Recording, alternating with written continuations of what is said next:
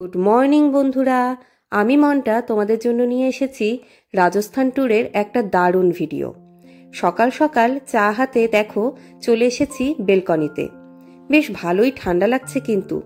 আগের ভিডিওতে তোমরা দেখেছো আমরা চিতোরগড়ে হোটেল পদ্মিনীতে উঠেছি। বেলকনি থেকে ভিউটা দেখো অসাধারণ। আমরা সকালে টিফিন করে বেরিয়ে পড়েছিলাম প্রাচীন মেবারের রাজধানী, ভারতের তথা এশিয়ার সবথেকে বড় দুর্গ চিত্তোরগড় দুর্গ দেখার জন্য। আর তার সাথে আমরা দেখব আরও অনেক দর্শনীয় স্থান। রাজস্থানের বেশ কয়েকটা রাজত্বের বর্ণনা আমরা দেখলাম, তবে ঐতিহাসিক মেবারের গুরুত্ব যেন একটু আলাদাই। মাতৃভূমির প্রতি তাদের লড়াই, শ্রদ্ধা, বলিদান সত্যিই অবিশ্বাস্য। আনুমানিক 7ম শতাব্দী নাগাদ মেবার প্রতিষ্ঠিত হয়। আমাদের অটো কেল্লার দিকে এগোতে লাগলো। প্রবেশ পথে রয়েছে 7টি পোল। পোল মানে হলো বড় দরজা। প্যাডাল পোল, ভৈরন পোল, হনুমান পোল, গণেশ পোল, জোরলা পোল, লক্ষণ পোল এবং রাম পোল, এই 7টি বড় দরজা। শত্রুর আক্রমণ থেকে রক্ষা পাওয়ার জন্য পাহাড়ের বাঁকে বাঁকে নির্মাণ করা হয়েছে এই পোল। এই দরজাগুলোতে আগে লাগানো থাকতো লোহার সরু সরু কাঁটা, যাতে হাতি খুব সহজেই এই দরজাগুলো দিয়ে ভেতরে প্রবেশ করতে না পারে। অতীতে চিতোরগড় দুর্গের প্রবেশপথ ছিল পূর্ব দিকের সুরজপোল। এই সুরজপোল দিয়েই আলাউদ্দিন খলজি চিতোরগড় দুর্গে প্রবেশ করেছিলেন, কিন্তু পরবর্তীকালে নিরাপত্তা ব্যবস্থা আরও উন্নত করবার জন্য পশ্চিম দিকে এই 7টি পোল নির্মাণ করা হয়।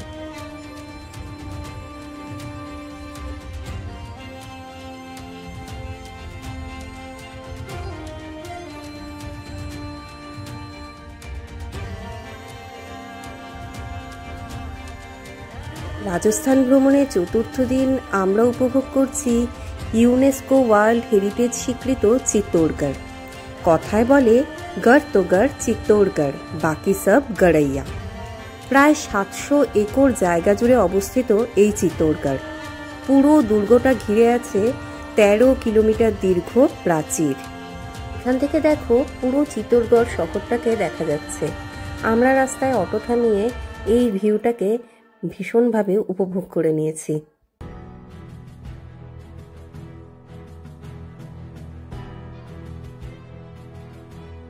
আমাদের চিতোরগড় দর্শন শুরু হয় রানাকুম্ভের প্রাসাদ দিয়ে।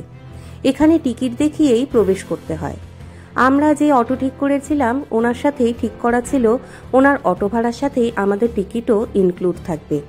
চিতোরগড়ের সবথেকে বড় দর্শনীয় স্থান এই কুম্ভ প্যালেস, যদিও এর বেশিরভাগ অংশই আজ ভগ্নপ্রায়। সেই সময় এই প্যালেসের 2টো ভাগ ছিল। একদিকে ছিল মর্দানা, যেখানে মহলের পুরুষেরা থাকতেন, আর একদিকে ছিল জানানা, যেখানে থাকতেন মহিলারা। এই প্রাসাদের নিচে আছে একটি গুপ্ত সুড়ঙ্গ। কথায় আছে রানী পদ্মাবতী এবং ওনার বিশেষ সহচরীরা এই সুড়ঙ্গ পথ দিয়ে গিয়েই জহরব্রত পালন করেছিলেন। আমরা কিন্তু একজন গাইডকে সাথে নিয়েছিলাম। তোমাদেরকেও বলবো তোমরা যখন চিতোরগড় বেড়াতে আসবে অবশ্যই একজন গাইডকে নেবে। ওনার মুখেই আমরা শুনে নিচ্ছিলাম কিভাবে পান্নাবাই নিজের শিশুপুত্রকে বলিদান দিয়েছিলেন, রানী পদ্মিনীর জহরব্রত পালনের ইতিহাস, মীরাবাইয়ের কৃষ্ণভক্তি আর মহারানাদের জন্মভূমির প্রতি আত্মবলিদানের ইতিহাস। সমগ্র চিতোরগড়ে আছে 4টি প্রাসাদ, 61টি স্থাপত্য, 19টি মন্দির, 4টি স্মৃতিস্তম্ভ এবং 20টি জলাশয়, যদিও এদের মধ্যে বেশিরভাগই এখন ভগ্নদশা প্রাপ্ত। কুম্ভ প্যালেসের পর আমরা চলে আসি কুম্ভশ্যাম মন্দিরের দিকে। বাপ্পা রাওয়ালজি প্রথম এই মন্দির প্রতিষ্ঠা করেছিলেন। পরে মহারানা কুম্ভ এর পুনর্নির্মাণ করার পর থেকেই নাম হয়ে যায় কুম্ভশ্যাম মন্দির। এর পাশেই আছে মীরাবাই মন্দির। মীরাবাইয়ের গল্প আমরা কম বেশি সকলেই জানি। মীরাবাই জন্মগ্রহণ করেছিলেন নাগরের কুর্কি নামে এক গ্রামে, আর ওনার বিয়ে হয়েছিল চিতোরগড়ের মহারানা ভোজরাজের সাথে। ওনার দেওরের নাম ছিল বিক্রমাদিত্য। কৃষ্ণ প্রেমে পাগল মীরাবাই তার ভক্তিরসে পূর্ণ ভজনগুলো এই মন্দিরেই রচনা করেছিলেন। মীরাবাইয়ের সাধুদের সাথে ওঠা বসা ওনার দেওর একেবারেই পছন্দ করতেন না, তাই ওনাকে মারার জন্য সাপ পাঠানো হয়েছে, পায়েসের সাথে বিষ মিশিয়ে দেওয়া হয়েছে। কিন্তু ঠাকুরের এমনই মহিমা, সেই বিষ মিশানো পায়েসই অমৃতে পরিণত হয়েছে আর সাপ পরিণত হয়েছে ফুলের মালাতে। এরপর মীরাবাই তার মূল যে মূর্তি, কৃষ্ণের মূর্তি, সেটাকে নিয়ে চলে গিয়েছিলেন দ্বারকাতে।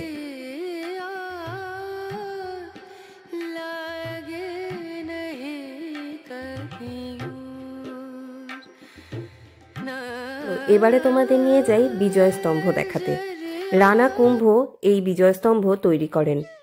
1442 সালে লাল বেলে পাথর, শ্বেত পাথর দিয়ে তৈরি এই 9 তলা বিজয়স্তম্ভ। প্রায় 8 বছর সময় লেগেছিল এটা তৈরি হতে। বিজয়স্তম্ভের পাশে যে গার্ডেনের মতো জায়গাটা রয়েছে সেটাই হলো জহর স্থল। ইতিহাস বলে চিতোরে মোট 3 বার জহর হয়েছিল। প্রথমবার চিতোরের পতন হয় 1303 খ্রিস্টাব্দে আলাউদ্দিন খলজির হাতে রানা রতন সিংয়ের। সেই সময় রানী পদ্মিনী জহরব্রত পালন করেন, আর সেটাই ছিল সবথেকে বড় জহর। দ্বিতীয়বার 1535 খ্রিস্টাব্দে গুজরাটের বাহাদুর শাহর হাতে পরাস্ত হন রানা বিক্রমজিৎ সিং। সেই সময় জহরব্রত পালন করেন রানী কর্ণাবতী। আর তৃতীয়বার 1567 খ্রিস্টাব্দে আকবরের হাতে মহারানা দ্বিতীয় সিং পরাস্ত হন। সেই সময় ফুলকাওয়ার দ্বারা জহরব্রত পালন করা হয়।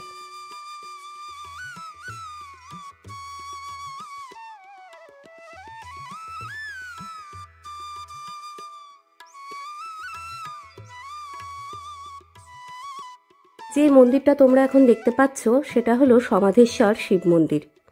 900 বছরের পুরনো এই শিব মন্দির। 11 শতাব্দীতে এটি নির্মিত হয়, আর 1485 সালে এর সংস্কার করা হয়। গোমুখ সরোবরের পাশে অবস্থিত এই মন্দিরে প্রতিদিন পুজো দিতেন রানী এবং তার সহচরীরা। পাহাড় দিয়ে ঘেরা গোমুখ সরোবর রানী ও তার সহচরীদের খুবই প্রিয় ছিল।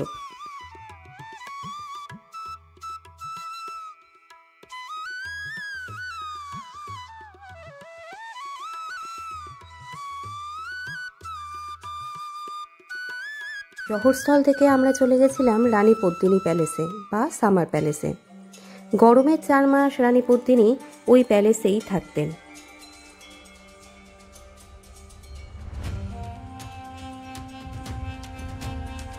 কথায় আছে এখানেই কিন্তু প্রথম আলাউদ্দিন খলজি মহারানী পদ্মিনীকে দেখেছিলেন। মানে তখনকার দিনে তো মহারানীরা সকলের সামনে আসতেন না, তো যখন আলাউদ্দিন খলজি এখানে এসেছিলেন তখন ওই যে দেখতে পাচ্ছ মহলটা জলের মধ্যে, ওখানে রানী পদ্মিনী ছিলেন এবং ওনার একটা প্রতিচ্ছবি এই মহলের একটা আয়নার মধ্যে ফুটে ওঠে এবং সেখানেই প্রথম আলাউদ্দিন খলজি ওনাকে দেখেন। আর তারপরে তো যা হওয়ার তাই, মানে যুদ্ধ হয় এবং আলাউদ্দিন খলজি এই চিত্তোরগড় দখল করেন। তারপর নিজের এবং নিজের রাজ্যের সকল মহিলাদের সম্মান বাঁচাতে রানী পদ্মিনী জহরব্রত পালন করেন। আজকের ভিডিওটা তোমাদের কেমন লাগলো সেটা কিন্তু অবশ্যই আমাকে কমেন্টে জানিও। আর তোমাদের মধ্যে কারা কারা চিত্তোরগড় বেড়াতে গেছিলে তারা তাড়াতাড়ি আমাকে কমেন্টে জানাও তোমাদের চিত্তোরগড় কেমন লেগেছে। এখনও অবধি যারা আমার চ্যানেলটা সাবস্ক্রাইব করোনি তাড়াতাড়ি চ্যানেলটা সাবস্ক্রাইব করে দাও, আর ভিডিওটা লাইক করো, শেয়ার করো। আর এরপরে দেখা হচ্ছে তোমাদের সাথে আমার একটা নতুন ভিডিওতে। ততক্ষণের জন্য টাটা।